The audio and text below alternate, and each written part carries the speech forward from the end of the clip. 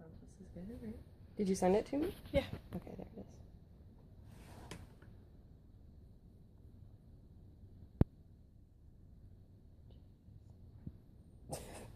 Super long. I know. Okay. Okay. Is it recording? Yes. Are you sure? Yeah. Okay. Okay. All right. So this is Professor Defoe. Can you tell us a little bit about yourself? Well, this is my 25th year here at Sierra College, and prior to that, I spent 16 years in broadcast and television radio production. And so I've had actually 2 lives. I'm finishing up my second one here. Another 5 years or so, and that it's time to travel and see all these places I love to talk about. Well, that will be that I haven't seen yet. Alrighty, well, he's a resident expert on American history. Just one of them here. And an expert might be too big. What are the experts? You know enough. You have a doctorate, so. Yeah. Okay, so some of the questions that we have for you are, as far as technological advances go, how did the natives react to European introductions of certain items such as the compass, and how did they affect their day-to-day lives? I don't know that the compass figures into a discussion of Native Americans so much as perhaps weaponry and European advances in well, manufactured goods, for example, goods that Indians would trade for and create alliances with the settlers. Alliances that the European settlers would use very often to their benefit by having rival tribes line up with them against other tribes that were in the Europeans' way. You see, if we're talking about, are we talking about mostly the English settlement? We're kind of spanning across Spanish and English. So well, the Spanish motive, the conquistadors come prior. The Siglo del Oro, the century of gold, the 1500s, dominated. Spain dominated the New World. Actually, they came looking for not a new world, but wealth, the wealth of China, and happened to run into the obstacle called the Western Hemisphere. Ultimately, they did exploit it, but as far as planting permanent colonies, the Spanish did not. Their modus operandi was warfare, seizure, and exploitation. And when they exploited a region of all of its, mostly gold, silver, precious metals, and so forth, they moved on. It wasn't until much later that they established the outlines of what we would consider a colonial frontier and the military missionary frontier, especially that spread up the west coast of California and the desert southwest. We were aware of that, but the Spanish settlement was very, very sparse overall. The English settlement, very different. It began with Jamestown, obviously.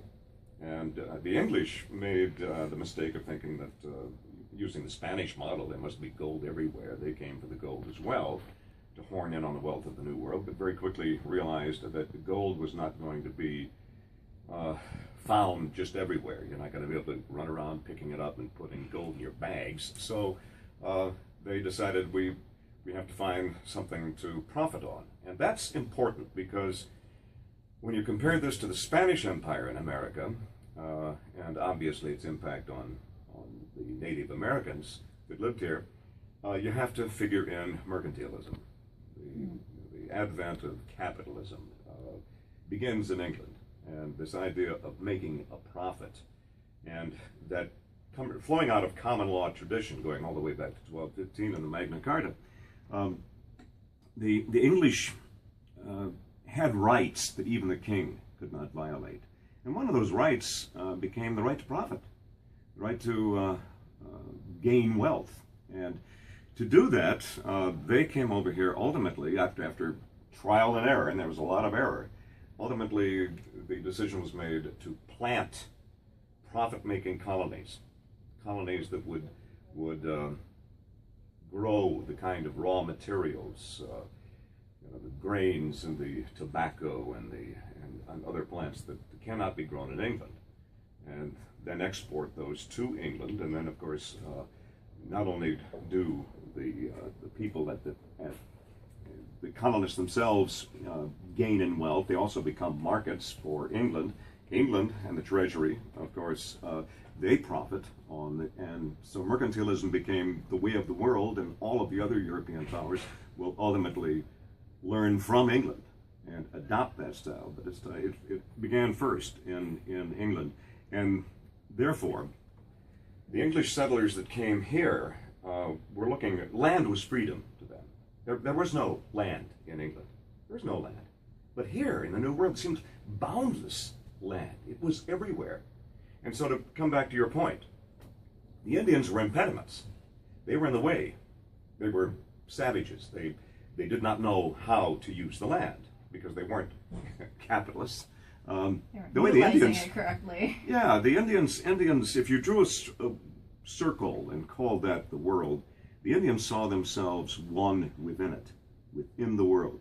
They lived within their environment. They lived within their means. They did not see the world like the English did, as the English would stand outside the world looking back at it and say, there's resources to be exploited. So totally different worldviews. Technology, you brought in. I think really the technology of weaponry makes a tremendous difference. The Indians, of course, had no counter to this. Ultimately, they did adapt. The Spanish introduced horses in Central and South America, and by raiding and trading, the horse, of course, finally made it into North America, and that transformed the life of many Indians, especially the Plains Indians. And then guns filtered in, ultimately, because of the competition in the New World between the French and the English. Guns filtered in to the Indians from the French. So the Indians adapted European technology to their own way of fighting back. But European numbers and European organization always made the difference. And understand that the settlers came here for land. I looked at your questions. You had something, you had a question about the Puritans. Yeah, I was going to say, did the Puritan mindset have any effects on how the Puritans kind of looked at the New World? That's a good question. Especially nature and the natives. Well, that is a very good question. That allows us to differentiate between the unidealistic colonies in the South.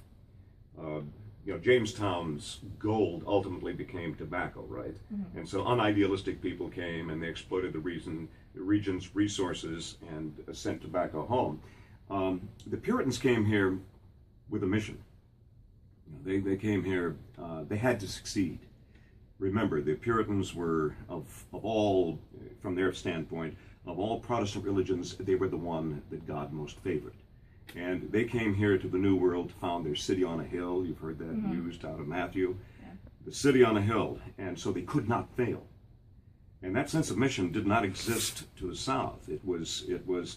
Now you would think good, godly Puritans would very much like to convert the native. And there was a period, especially given the first Puritans to arrive in the New World in 1620, the Pilgrims. They came here. They're a tiny little community. About half of them died in the first winter. Mm-hmm. They would never have survived, that little community, had it not been for the Indians. And so they signed a treaty of everlasting friendship and benefit for each side with the Wampanoags, which were in the region there. And they just happened to settle on land that the tribe that had lived there had been killed, all died out due to smallpox. And that's something else. European diseases do the most damage to the Indians. In any case, for about a generation, they lived in peace because it was a small community, but more and more they came. And there were attempts to convert the native, but very quickly, in the Puritan mindset, the Indians became associated with the devil. The devil in the darkness, the devil on the other side. It makes it easier to think in terms of exterminating them, getting rid of them. That's Mary Rowlandson. Have you heard Yes, of her as an author? yes, yep. Yeah, we actually read something about that where she was captured by the natives. She was like, for such soulless people, they have so much freedom. Yes, yeah, yeah. That's a good example. I mean, unless you were adopted into a tribe, and that, that's something else. There's so much to discuss here. I mean, this is the French had a whole different way of over time, over a century and more. They evolved into partnership with the Indians, and it became the French. It became customary very often to marry into the tribes that they worked with. They became business partners in a very, very lucrative fur trading empire in France, in the middle of what is the middle of the United States now. The center portion was New France. The English, though, no. You never married an Indian, and they stood in the way. You took the land away from them, and then you used the land the way it was supposed to properly be used. There's a great book I would recommend, which reads very well by one of the great American historians, Gary Nash. Red, White, and Black. This is really a standard. This is something that's usually assigned when you move on into history and you're concentrating on colonial America, for example. This is usually required reading. But this gives you, to answer your question, I underlined some things here. He writes, both land, beast, and man must be brought under control, for to do less was to allow chaos to continue when God's will was to impose Christian order. He was the counter-image of civilized man, thought to be lacking, he's talking about the Indians, thought to be lacking in what was most valued by the Puritans: civility, Christian piety, purposefulness, and the work ethic. So that's the Puritan mindset. And who was that quote by? Is it? This is from Nash. Yes. Okay. Yes. All right. And then the other question that we wanted to ask is, with the introduction of the Transcendentalist movement, did that at all affect how anyone viewed nature or the natives? That comes much later. That's 19th century. Mm-hmm. And yes, certainly if you take into account Emerson's writings and Henry David Thoreau. Thoreau had a major impact on American history, his essays on Walden Pond and so forth, this oneness with nature. But did it impact in any way one's feelings toward the American Indian in the 19th century? I would say no. It is not until late in the 19th century, after all the wars are done, the killing is done, we pushed these people out of the way, that the cries of the true philanthropists began to be heard. Right.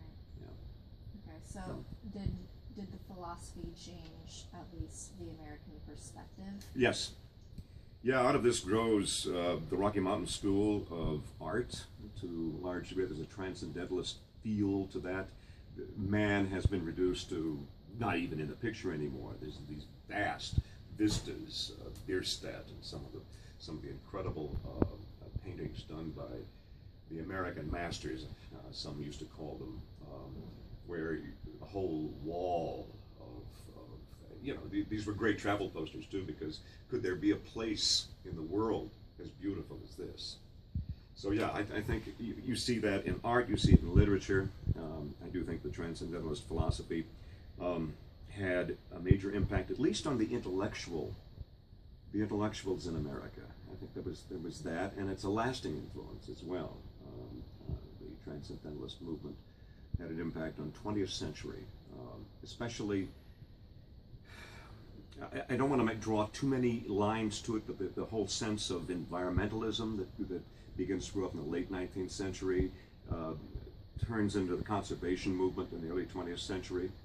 Certainly, what the influences of Transcendentalism might have been, I'm not sure, but I know Theodore Roosevelt, even though I would not call him a Transcendentalist by any means, certainly was aware of their work. Right. And the fact that white America, was exploiting especially the far west so terribly quickly. we were exhausting our resources. Something had to be done.